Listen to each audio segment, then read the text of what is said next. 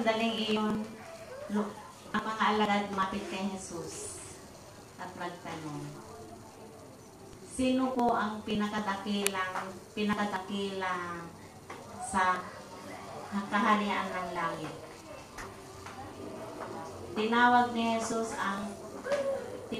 Jesus ang bata at sinabi ito, tandaan ninyo, ang sino mang hindi nagbabago tulad ng mga bata ay hindi mapapabilang sa kaharian ng Diyos.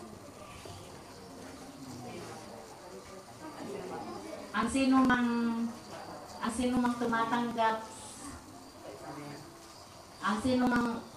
tumatanggap sa isang batang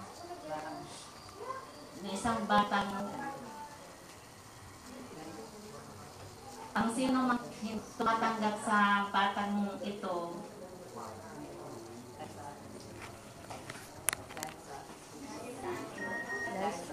dahil sa akin ay ako ang tinanggap.